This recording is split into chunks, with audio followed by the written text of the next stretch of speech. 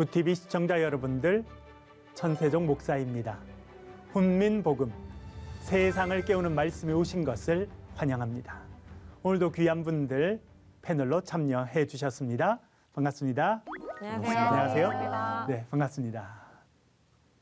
지난 시간에는 바울은 왜 갈라디아인들을 어리석다라고 했을까? 라고 하는 부분에 대해서 우리가 살펴보았습니다. 오늘은 왜 아브라함인가?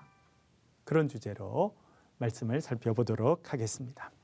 여러분, 아브라함 하면 어떤 단어, 어떤 이미지, 어떤 스토리가 떠오르십니까?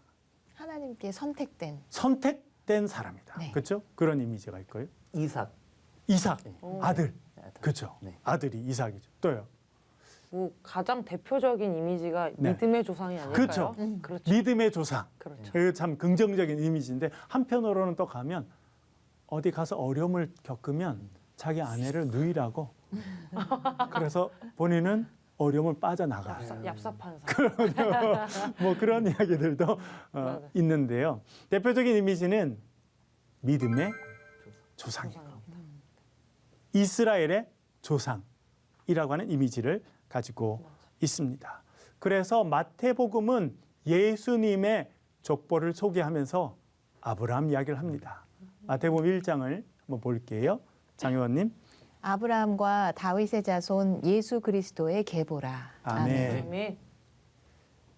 이스라엘의 역사는 아브라함부터 시작합니다.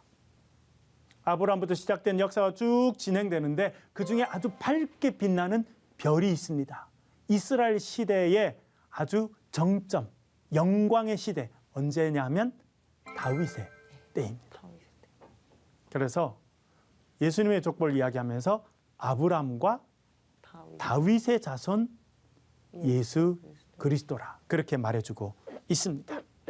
예수님께서 다윗의 자손이라고 하는 것은 메시아라고 하는 것을 알려주는 사건입니다. 남유다가 멸망하고 난 다음에 바벨론으로 포로로 끌려갑니다. 다시 돌아옵니다. 그렇다고 어려움이 끝난 것이 아니라 끊임없이 이방 민족들이 침입합니다. 여러분, 이스라엘 역사와 우리 대한민국, 한국의 역사가 비슷해요. 끊임없이 외침을 당합니다. 이스라엘 백성들 너무 괴롭고 힘들었습니다. 그래서 이 고난의 시간, 이 혼란의 시간이 끝마치고 평화의 시간이 왔으면, 다윗이 이루었던 그 영광의 시대가 왔으면이라고 하는 소망을 갖게 됩니다. 그것을 메시아 대망 사상이라고 생각합니다. 메시아가 오시면 이 문제가 해결되고 이 혼란이 정리가 되고 다윗 시대의 영광과 기쁨이 찾아올 것이다. 그래서 다윗의 후손 가운데 메시아가 올 것을 기다리고 있었습니다. 그것이 이스라엘 백성들, 특별히 예수님 시대에 많은 사람들이 갖고 있었던 생각이었습니다. 그 부분을 마가복음 11장이 알려주고 있는데요. 김성경님. 네. 앞에서 가고 뒤에서 따르는 자들이 소리 지르되 호산나 찬송하리로다 주의 이름으로 오시는 이여 찬송하리로다 오는 우리 조상 다윗의 나라여 가장 높은 곳에서 호산나 하더라. 아멘. 찬송. 우리 박찬성 가수분이 왜 계신데 찬송 여러 번 나오죠. 그렇죠? 사람들이 예수님께서 지금 예루살렘으로 들어오니까 너무 기뻤어요. 그래서 말합니다. 호산나. 호산나는 우리를 구원해 주십시오. 라고 하는 뜻입니다. 이 고통에서, 이 혼란에서, 이 식민지 생활에서 우리를 건져주시고 구원해 주십시오. 라고 말합니다. 주의 이름으로 오시는 이요. 주의 이름으로 오시는 이가 메시아입니다. 메시아라고 생각하는 거죠. 예수님, 당신이 메시아입니까? 그럼 우리를 구원해 주십시오. 라고 말하는데 이렇게 이야기해요. 오는 우리 조상 다윗의 나라요. 그러니까 이 사람들은 메시아가 오실 것인데 누구의 후손으로 올 거라고 하는 걸 기대하고 있었다는 겁니까? 다윗의 후손으로 와서 뭘 우리 가운데 세워줄 거다? 다윗이 세웠던 그 강력한 나라를 다시 세워줄 거다. 기대했습니다. 그래서 예수님께 그 메시아에 대한 생각을 투사하는 거죠. 호산나, 예수님, 다윗의 나라를 다시 우리 가운데 회복시켜 주세요. 라고 이야기한 것입니다. 예수님께서는 다윗의 후손으로 이 땅에 오셨습니다. 메시아로 오셨습니다. 그것은 맞는데 오셔서 다윗의 나라를 회복하신 것이 아니라 하나님 나라를 선포하셨습니다. 기대했던 그림이 달랐네요. 그림은 달라졌죠. 예. 그러나 예수님께서 메시아로 오셨다고 하는 것은 성경에도 말하고 있고 사람들도 이제 알게 되었다라고 하는 것을 말해주고 있습니다. 또한 예수님은 아브라함의 자손이십니다. 아브라함의 후손이시죠. 이 부분을 가장 강조한 사람은 바울이라 그렇게 이해해 볼 수 있겠습니다. 그래서 오늘 그 부분을 좀 더 구체적으로 이야기하겠는데요. 갈라디아서 3장 6절 읽어보겠습니다. 박찬송님. 아브라함이 하나님을 믿음에 그것을 그에게 의로 정하셨다 함과 같으니라. 아멘. 이 본문은 사도 바울이 창세기 15장 6절을 인용하고 있습니다. 저도 바울을 전공해서 박사 논문도 쓰고 책도 쓰고 강의도 하고 있는데요. 사도 바울은 구약의 많은 부분들을 암송하고 있었다고 생각됩니다. 그래서 필요할 대로 자기의 머리에 있는 부분을 인용해서 적고 있는데 그에게 특별히 중요했던 구절은 창세기 15장 6절, 이 아브라함에 대한 이야기였습니다. 그래서 갈라디아서와 함께 대단히 중요한 서신 중에 하나로 평가받고 있는 로마서에도 이것을 그대로 인용하고 있습니다. 로마서 4장 3절, 우리 장혜원님. 성경이 무엇을 말하느냐? 아브라함이 하나님을 믿음에 그것이 그에게 의로 여겨진 바 되었느니라. 아멘. 아멘. 성경이 뭐라고 말하느냐? 성경 이야기를 들어라 이야기하면서 어디를 또 인용합니까? 아브라함 이야기를 또 인용하죠. 창세기 15장 6절을 또 인용하면서 로마 사람들에게 말하고 있습니다. 갈라디아인들에게 이야기할 때도 똑같은 성경 구절을, 로마에 있는 사람들에게 말할 때도 이 똑같은 성경 구절을 그대로 인용하고 있다는 것을 우리는 알게 됩니다. 그만큼 이 구절은 사도 바울에 있어서는 핵심적인 구절이었다는 것입니다. 그렇다면 우리가 창세기 15장 6절을 실제로 한번 읽어보겠습니다. 김성경님. 아브라함이 여호와를 믿으니 여호와께서 이를 그의 의로 여기시고. 아멘. 아멘. 이 이야기는 약간 배경이 있는데요. 하루는 하나님께서 아브라함과 대화를 하십니다. 그 당시에는 아브라함은 하나님과 이렇게 대화하는 그런 수준의 사람이었던 거죠. 와. 한 번은 얼굴이 조금 어두워요. 아브라함이. 하나님, 저에게 씨 안 주셨잖아요. 여기서 아들이라는 단어를 쓰지도 않고 씨라고. 자손이라는 단어를 쓰지도 않고 어떤 단어를 쓰고 있어요? 씨라고. 씨라는 단어를 쓰고 있습니다. 대단히 중요한, 신학적으로 대단히 중요한 단어입니다. 주님, 저에게 씨 안 주셨잖아요. 그래서 저는요, 우리 집에서 기른 종이 있는데 엘리에셀이라고 똑똑하고 괜찮아요. 걔가 저의 상속자가 될 겁니다. 그렇게 이야기했어요. 그랬더니 주님 뭐라 말씀하십니까? 너의 집에서 성장한 종이 아니라 너의 몸에서 난 그 자가 너의 상속자가 될 것이다. 그런데 아브라함 얼굴이 여전히 어두워요. 뭐 밝아져야 되는데 안 밝아져요. 그러니까 하나님께서 너 밖으로 좀 나오너라. 밖에 나갔어요. 밤 하늘을 보여주십니다. 밤 하늘을 보아라. 뭐가 보이느냐? 별이 보여요. 세기 시작해라. 그래서 세기 시작한 거예요. 몇 가지 셌을까요? 저는 그랬을 것 같아요. 하나, 둘, 많다. 다 셀 수 있습니까? 없습니까? 없죠. 세다가 그만뒀어요. 그랬더니 하나님께서 뭐라 말씀하십니까? 너의 자손이 저 하늘의 별과 같을 것이다. 라고 하는 약속의 말씀을 주십니다. 약속의 말씀은 두 가지죠, 여러분. 정리할 수 있겠는데요. 뭡니까? 첫 번째는 너의 몸에서 난 씨가 너의 상속자가 될 거다. 두 번째는 뭐예요? 너의 후손이 하늘의 별과 같을 것이다. 라고 하는 약속을 주시게 됩니다. 그 약속을 믿었다는 거예요. 그런데 여러분, 이것은 사실 두 번째 약속입니다. 첫 번째 약속이 따로 있었어요. 하나님께서 아브라함에게 주신 첫 번째 약속, 그것은 하나님께서 아브라함을 선택하셔서 불렀을 때 주셨던 말씀이 있습니다.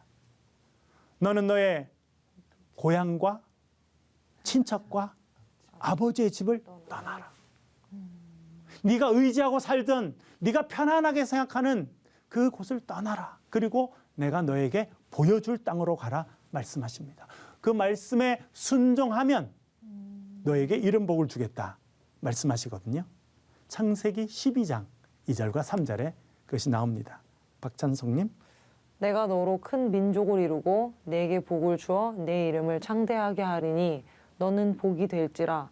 너를 축복하는 자에게는 내가 복을 내리고 너를 저주하는 자에게는 내가 저주하리니 땅의 모든 족속이 너로 말미암아 복을 얻을 것이라 하신지라. 아멘. 좀 더 크게 아멘 해야죠. 그렇죠? 네. 얼마나 복된 말씀입니까? 그렇죠? 아브라함이 주셨던 첫 번째 약속입니다. 첫 번째 약속의 첫 번째는 뭐냐면 너는 복이 될 거다는 거예요. 네가 복이 될 거야. 너 복이 될 거다. 네 자체가. 와. 두 번째는 뭡니까? 너로 말미암아 땅의 모든 족속이 복을 받게 될 것이다. 그렇죠? 이것이 첫 번째 주어진 약속입니다. 그리고 그 뒤에 하나님께서 하늘에 있는 많은 별들을 보게 하시고 두 번째 약속의 말씀을 주십니다. 첫 번째 약속과 두 번째 약속의 말씀을 같이 한번 합쳐서 정리를 한번 해볼게요, 여러분. 그러면 네 가지로 정리가 되겠는데요. 첫 번째 뭐입니까? 아브라함 자체가 뭐가 될 거라고요? 복이 될 거다. 네가 복이 될 것이다. 복이 된다고 하는 거는 빛이 된다는 것과 마찬가지예요. 여러분, 빛이 비추면 어둠은 어떻게 됩니까? 사라지죠. 그게 복이 되는 거예요. 그 사람이 가는 곳마다 어둠이 사라지고 하나님의 생명의 역사, 빛의 역사가 일어나는 게 복이 되거든요. 그래서 하나님께서 네가 복이 될 것이다 말씀하셨습니다. 그리고 또 뭐라 말씀하십니까? 땅의 모든 족속이 너로 말미암아 복을 받게 될 것이다. 첫 번째 약속. 두 번째 약속의 내용도 두 가지였죠. 그러니까 전체로 하면 세 번째인데요. 뭐가 됩니까? 너의 몸에서 날 자가 너의 상속자가 될 거다. 너의 몸에서 난 씨가 상속자가 될 거다. 네 번째는 너의 후손이 하늘의 별과 같을 것이다. 그렇게 말씀해 주셨다라고 하는 것입니다. 약속의 말씀을 주셨어요. 그런데 아브라함이 여호와를 믿었다. 아까 창세기 15장 6절 사도 바울이 너무나 중요하게 생각했던 그 부분에 이렇게 나옵니다. 아브라함이 여호와를 믿으니라고 말해주고 있습니다. 뭘 믿었다는 겁니까? 하나님의 약속을 믿었다는 거예요.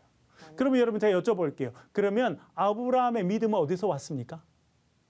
하나님. 그가 원래부터 갖고 있었어요? 아니요. 그가 갈대 우르에 살고 하란에 살 때 그때 벌써 믿음을 갖고 있었어요? 아니요. 그렇지 않죠. 어디서 났습니까? 들음에서? 들음에서 나죠. 하나님의 약속의 말씀을 들었어요.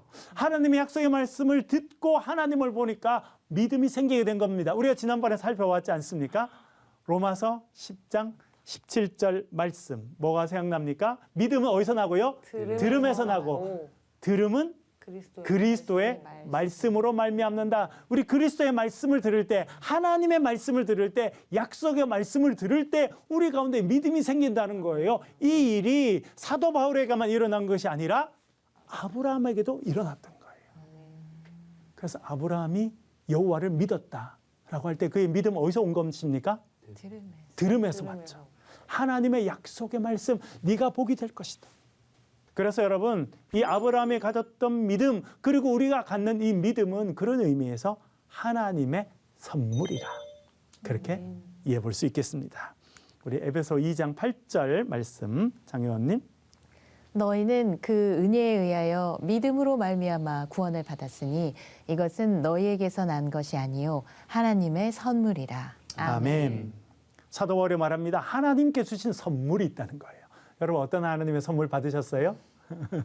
너무 많이 받은 거. 너무 많이 받으셨죠. 자녀도 정말 하나님의 선물 중에 선물이에요. 그렇죠? 네. 때때로는 고민이 될 때도 있습니다만 정말 하나님의 선물인가? 가끔은 풀어보고 싶지 않은 가끔 선물. 풀어서 또 다른 선물 혹시 있지 않을까 이렇게 생각될 때도 있습니다만 하나님의 선물이라는 겁니다. 이 선물 특별히 에베소서 2장 8절에서 말하는 것은 믿음이 선물이라는 거예요. 아멘. 아무나 믿음을 갖게 되는 게 아니거든요. 네. 믿음이 생기면 예수 그리스도를 구주로 고백하게 됩니다. 십자가와 부활 사건이 믿어지고 나를 위한 사건이라고 고백됩니다. 그러면 우리가 하나님의 구원의 은혜를 받게 되는 겁니다. 그래서 구원도 하나님의 선물이에요. 네. 믿음도 하나님의 선물이고 구원도 하나님의 선물이라 그렇게 우리에게 알려주고 있습니다.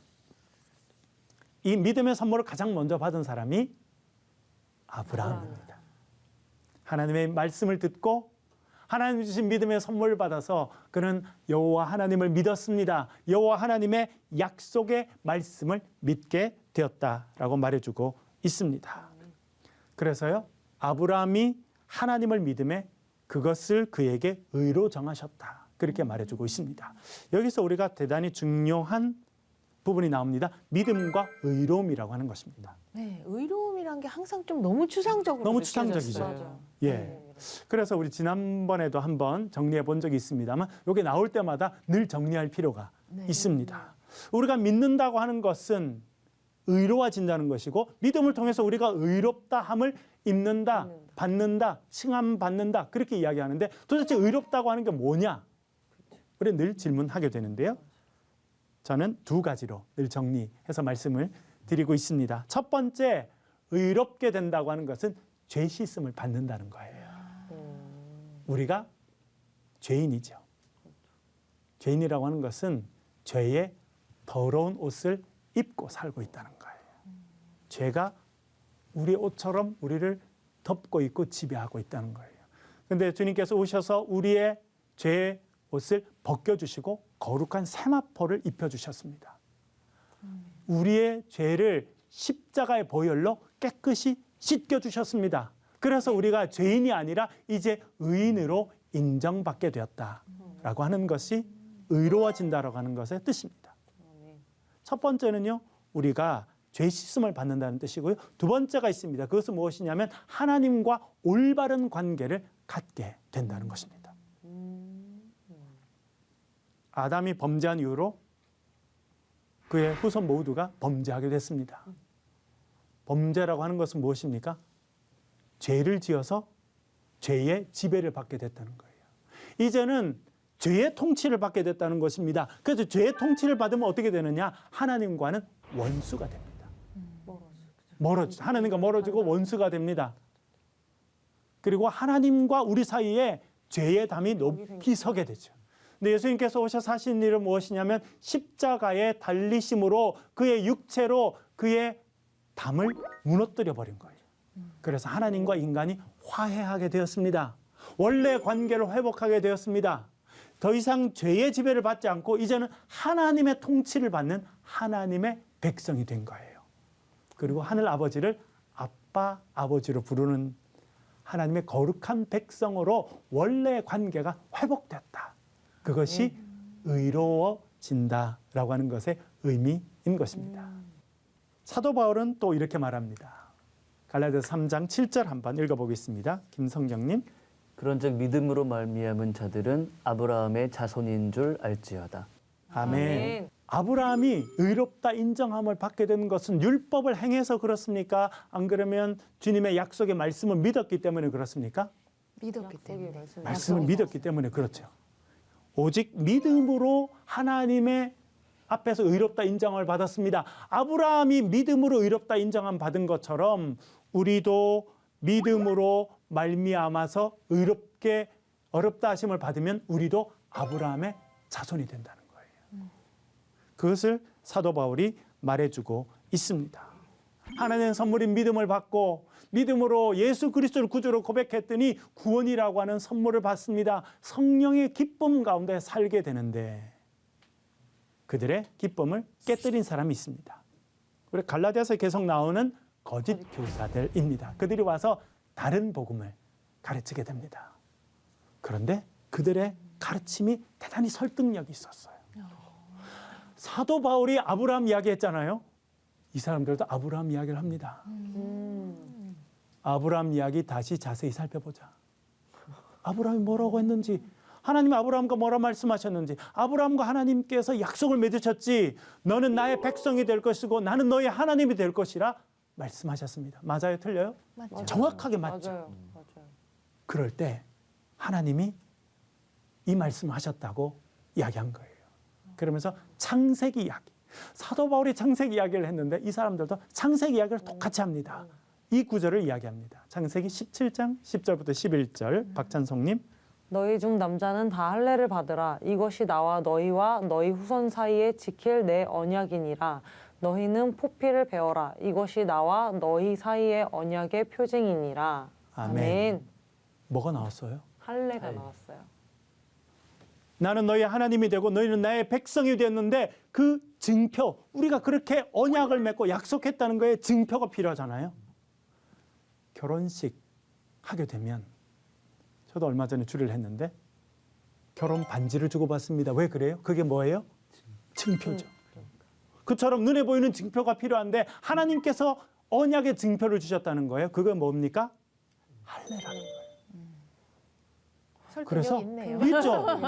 있는 정도가 아니라 오 그러네. 맞네. 사도 바울은 그건 빠뜨렸네. 그래서 사도 바울 이야기 안 했지? 할례 이야기 안 했지? 몰라서 그래. 내가 너희들에게 제대로 된 복음을 알려줄게. 예수 그리스도 믿고 구원받아. 맞아. 그러면 증거가 있어야 될 거 아니야. 하나님의 자녀가 된 증거. 그것이 무엇이냐? 할례라는 거예요. 눈에 보이는. 율법을 하나씩 둘씩 그렇죠. 이렇게 내미는 그래서 할례를 받게 합니다. 설득이 있었을까 없었을까요? 설득력이 있었죠. 있죠. 그래서 할례를 받으니까 할례만 받으면 돼. 음식 나눠서 지켜서 먹어야지. 그다음 그렇죠? 절기도 지켜 뭐 이렇게 그렇죠. 하나씩 계속 꺼냈겠죠. 그렇죠. 그래서 음식을 나눠서 또 구별해서 먹고 그리고 안식일 날 해야 돼. 안식일 지켜야 돼. 그래서 하나하나씩 하게 된 것입니다. 여러분 설득력 있어 보이죠? 어우, 굉장히 설득력 있어. 네. 그 성경을 딱 인용해서 정확하게 해석하니까요. 그러니까. 그러면서 사도 바울이 다시 아브라함 이야기를 합니다. 3장 8절 말씀 읽어보겠습니다. 장혜원님. 또 하나님이 이방을 믿음으로 말미암아 의로 정하실 것을 성경이 미리 알고 먼저 아브라함에게 복음을 전하되 모든 이방인이 너로 말미암아 복을 받으리라 하였느니라. 아멘. 사도 바울이 말합니다. 할례 있기 전에 있었던 것이 믿음이라는 거예요. 그리고 성경이 뭐라고 벌써 정해 놓으시냐면 이방을 믿음으로 말미암아 의로 정하실 것을 미리 아시고 그러니까 의롭게 되는 것은 믿음을 통해서 될 거라는 걸 미리 아셨다는 겁니다. 그래서 그 표본 모범을 먼저 보여줬는데 그게 아브라함이라는 거예요. 아브라함이 할례를 받아서 의로워진 것이 아니라 믿음을 가져서 먼저 의로워졌다는 것을 이야기합니다. 그 뒤에 따라온 것이 할례일 뿐이죠. 그래서 믿음이 더 우선하고 믿음이 더 중요하다는 것입니다. 그래서 이제 이방인들이 아브라함처럼 믿음을 갖게 되면 너희들이 아브라함이 받았던 그 복을 누리게 될 것이다. 그것이 무엇입니까? 너로 말미암아 세상의 모든 민족이 복을 받게 될 것이다. 믿음의 아브라함이 그런 복을 받은 것처럼 우리가 믿음의 사람이 되면 우리를 통해 하나님께서 이 세상 모든 만민들이 우리를 통해 복을 받게 하실 것이다. 그렇게 말했다는 것입니다. 오늘은 강의 여기까지 하겠는데요. 질문 있으시면 질문하시죠. 네. 저는 그 오늘 말씀 중에 우리 인간의 어리석은 것 중에 하나가 사실 신앙생활을 하면서 누구든지 그렇지 않다고 본인은 하지만 결과론적으로 되어지는 과정을 보면 항상 뭔가 표징, 뭔가 증표를 원하는 그렇죠. 것 같다는 눈에 생각을 보이는 거. 그렇죠. 네. 그래서 이게 사실 하나님 제가 이렇게 하면 이렇게 할게요라고 하지는 않지만 네. 은연중에 삶에서 그런 것들을 원하는 것이 아닌가라는 생각이 들거든요. 그러니까 뭐 대놓고 그렇게 하지는 않지만 본인은 그렇게 하지 않다고 하지만 그냥 하나님께서 내가 믿음으로 들어서 모든 것이 하나님께서 이루어진다라고 말은 하지만 정작 행동은 그렇죠. 내가 원하는 대로 되어지지 않으면 굉장히 시험이 들고 네. 맞아. 근데 그게 이게 인간의 모습이구나. 그렇죠. 이게 성경에서의 모습이 과거에 있었던 2000년대의 이스라엘 백성들과 별반 다를 게 없는 우리 인간이구나. 그래서 그렇죠. 항상 이 말씀이 항상 이럴 때마다 네. 다시 말씀은 들음에서 나온다. 라는 것을 회개하고 돌아가야 되겠다. 네. 그래 말입니다. 예. 목사님 여기에 네. 나오는 그 거짓 교사들이 예. 요즘은 그냥 이단이라고 하면 되는 거죠? 아닌가요? 이단하고 많이 가깝죠. 그렇죠. 이단에 가까운 그런 예. 집단들인데 바울과 이 거짓 교사들이 말씀을 이렇게 전할 때 다른 점이 제가 뭘 느끼냐면 바울은 믿으면 너희도 이 안에 들어갈 수 있어. 누구든지 믿기만 하면 하나님의 그렇죠. 자녀가 될 수 있어. 이렇게 기회를 기회를 넓게 주고 모두에게 그렇죠. 주고 포용하는데 아. 이단은 이렇게 항상 나누는 것 같아요. 그렇죠. 할례를 받은 사람, 그렇죠. 안 받은 사람, 그렇죠. 절기를 지키는 너희들, 그렇죠. 안 지키는 너희들. 그렇죠. 너는 아니야. 너는 네. 맞아. 이렇게 약간 믿음을 전하는 방식의 차이가 그 이단스러운 것이냐, 이단으로 그렇죠. 가느냐, 아니면 정말 하나님의 말씀을 그렇죠. 전파하는 것이냐, 그런 전 느낌을 들어요. 네, 아주 중요한 부분을 또 네. 깨달으셨네요. 예수 그리스도의 복음은 포용하는 겁니다. 남자나 여자나 종이나 자유자나 그렇죠? 헬라인이나 유대인이나 믿음 안에서 다 하나가 되는 거예요. 그러나 거짓 교사들 율법은요 나누는 거예요. 율법을 지키는 사람과 지키지 않은 사람. 그렇죠? 그래서 지키는 사람은 복을 받지만 지키지 않은 사람은 저주의 백성으로 계속 지키는 사람보다 못 지키는 사람이 많아지니까 맞아요. 계속 저주의 백성들을 생산해내는 네. 그런 부분에 부정적이죠. 지금 이단 중에서도 저렇게 율법을 강조하는 이단이 되게 많더라고요. 율법주의처럼 엄청 해야 많더라고요. 훨씬 네. 더 힘이 있습니다.